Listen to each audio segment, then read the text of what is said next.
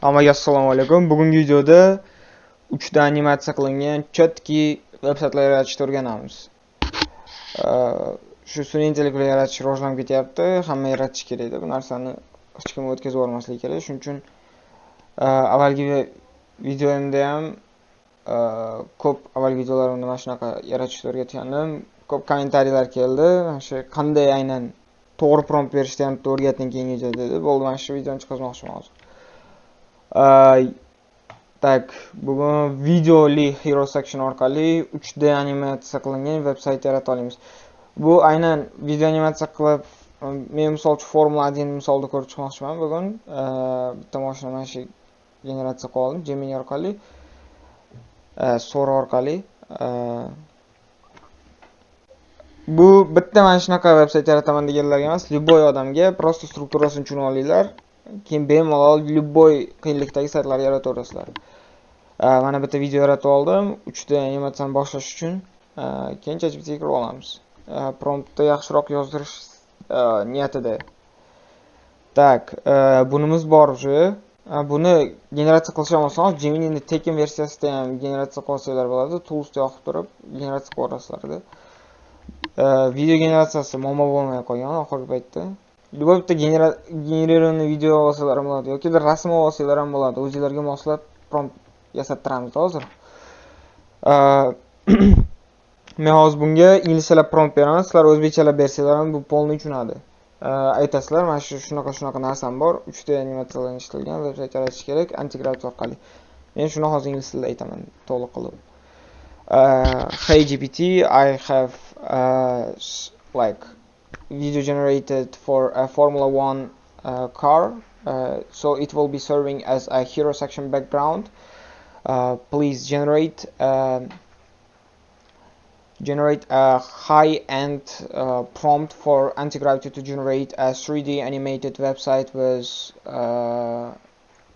with professional, interactive, non-generic, and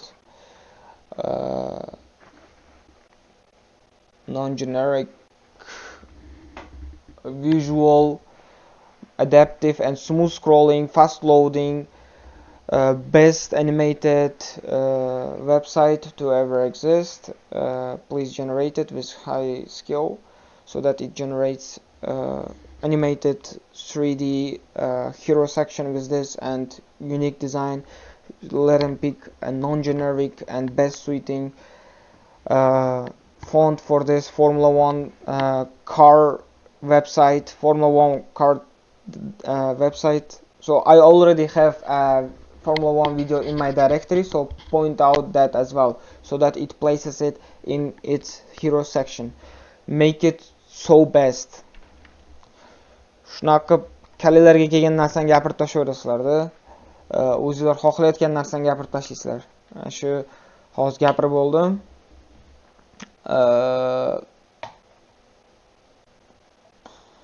Hozir bitta bo'ldi. Sразу prompt yaratib beradi. Text sifatida mana shuni copy paste qilamiz bo'ldi.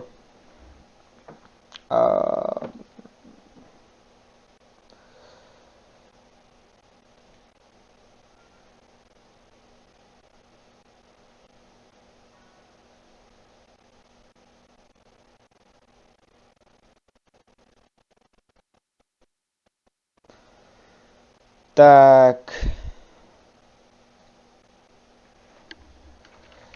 No, copy paste qilamiz.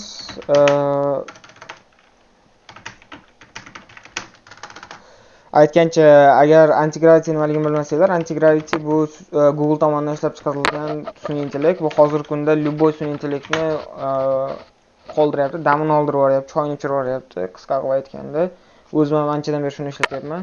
Pro versiyasidaman. No, tekin versiyasida ham limiti juda ko'p. Misol uchun mana user settings, cloud oxirgi versiyasini ham tekinga ishlatsanglar bo'ladi bu orqali mana. Modellarda limitlar juda ko'p, sразу refresh ham berib turadi. Bemalol ishlatsanglar bo'ladi. Mana Antigravity download, buni videoni descriptionda ham qoldirib ketaman. Aytgancha, agar sizlarga ham veb-sayt kerak bo'lsa, zakaz uchun ham qilib bera olaman veb-sayt. Aloqaga chiqsanglar bo'ladi. Lichkamni ham qoldirib qo'yaman. Savollar bo'lsa ham yozsanglar bo'ladi, men javob beraman. Так, to design the best interactive formal.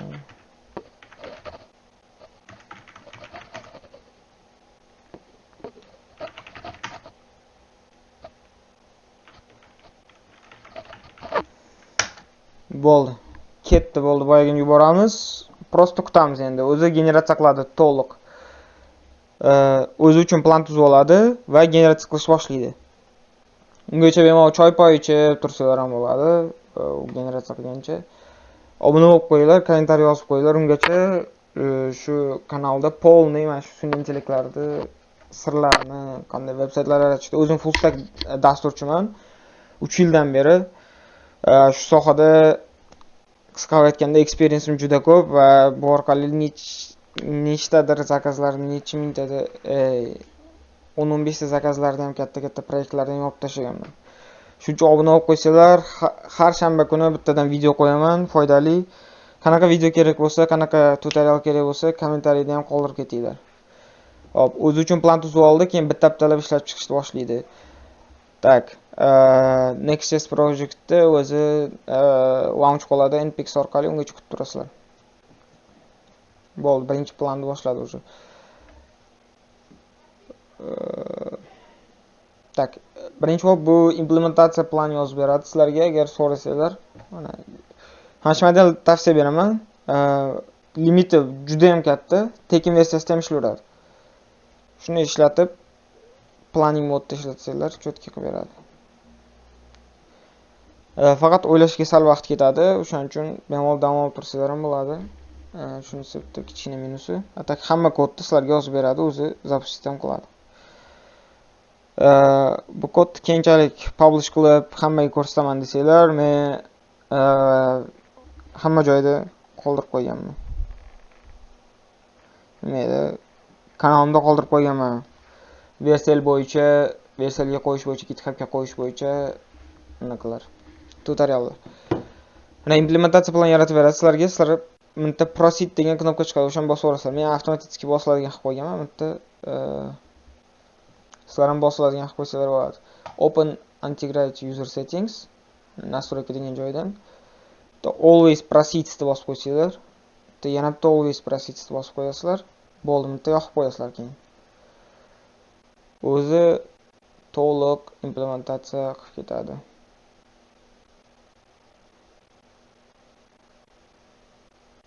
Endi o'chirib qo'yinglar. Bu har bitta narsaga so'rab o'tiradigan bo'ladi. Kerak emas bizga. Hop, bunaqa narsalar ham chiqazib turadi. Unga ko'kni bossanglar, bunga ruxsat berib turasizlar. Bir xil narsalarga.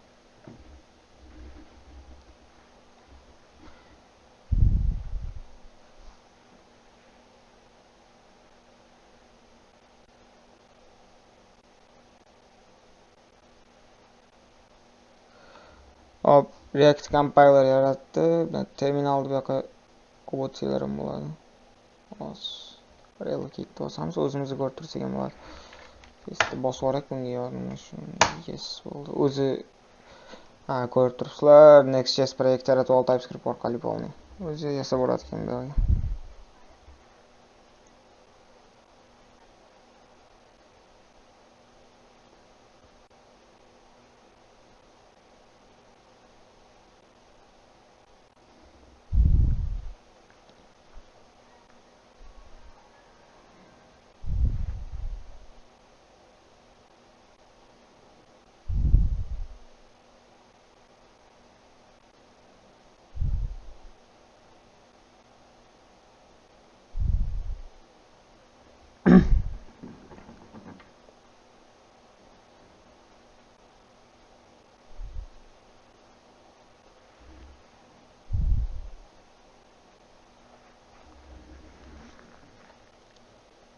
Tak, yana bir marta ruxsat so'radi bizdan.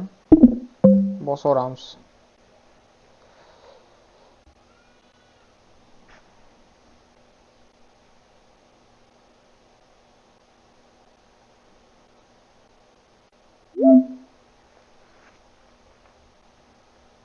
Tak bo'ldi. xatolik berdi, o'zi ko'rdi buni, undan keyin yaratyapti yana bir marta.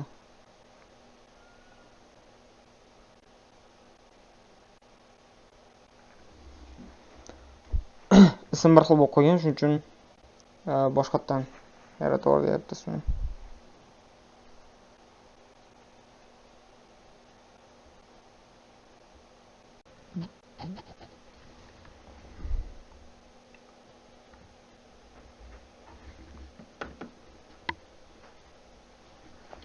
Oxirgisi qoldi. Oxirgi task. Qilib oldi, mana polni veb-sayt qilib oldi. Shu hech narsaga teginmadim, shunchaki bitta-bittalab o'zi yozib chiqdi. Mana 10 ta task hammasini bitirib bo'ldi. Endi footerda ozgincha yozib qo'yapti va bitta komandani tushirib yuborish ketyapti.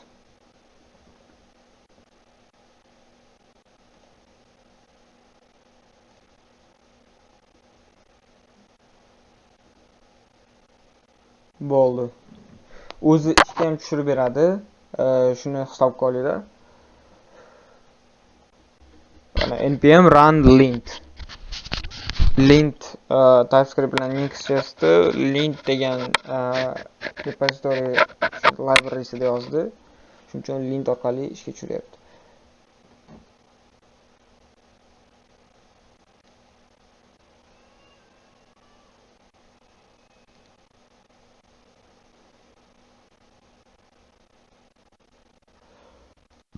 Bo'ldi, walkthrough yozdi. Macros kerakligini yozdim. npm run dev yozamiz. Sразу veb-saytga bizga link beradi. Sразу kirib keta olamiz.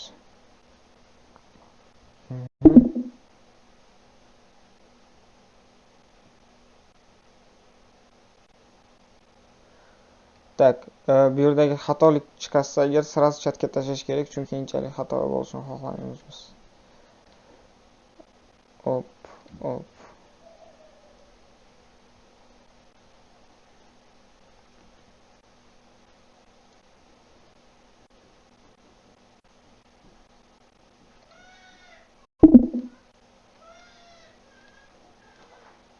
Tak, localhostga bizga link berdi. Endi tak 18 ta problemani ko'rdi. Kompilatsiyaga vaqt ketadi ozgincha.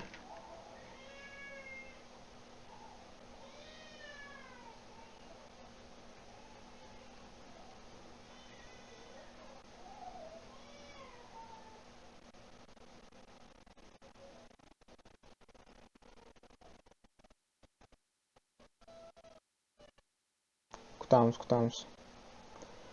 Bo'ldi, ishlat deyapti veb-sayt. Bu yerda ozgincha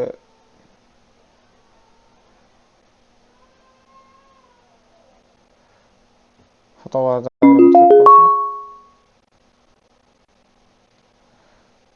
ishlab oldim deyapti. Xatoliklar ko'rib chiqsinchi.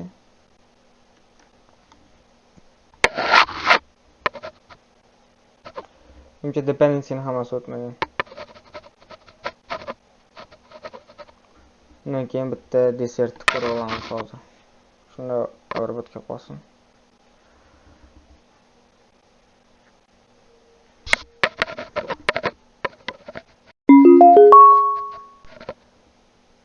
Bo'ldi.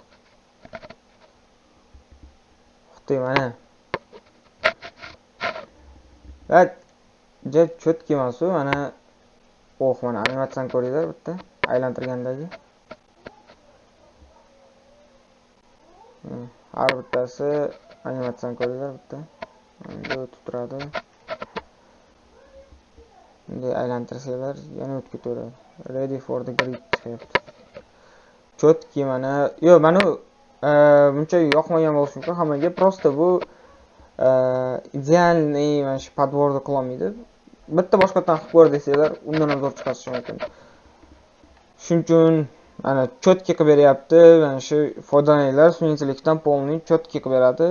O'zingizlarning momentlarni tushuntirsanglar, har doim cho'tki chiqadi. Men shuncha paytdan beri foydalanib kelaman, har doim hech qachon podvod qilmagan bu. Mazza qilib ishlatinglar, menga obuna bo'lib, podpiska bosib qo'yinglar. Mana unda o'sha tezlik speedlarini ham qo'shib qo'yibdim, chotki qilib. Gap yo'q. Mana qaranglar. Scrolling animation zo'r chiqdi-da buni. Bunday scroll qilasiz, bu hammasini scroll qilganingizdan keyin pastga tushadi. Skarda mashina bu yoqqa knopkalarni keyin qo'shib tashlasa bo'ladi. Meniki, aytdim. Mana, meniki слишком scale turgan ekan o'zi xromi mana. Mana o'zi. Saytda o'zi bu. Chotki. Animatsiyalar chotki o'zingizlarga moslashtirib qo'yasizlar. Hammaga rahmat. Obuna, like, podpiska bosib tashlaymiz.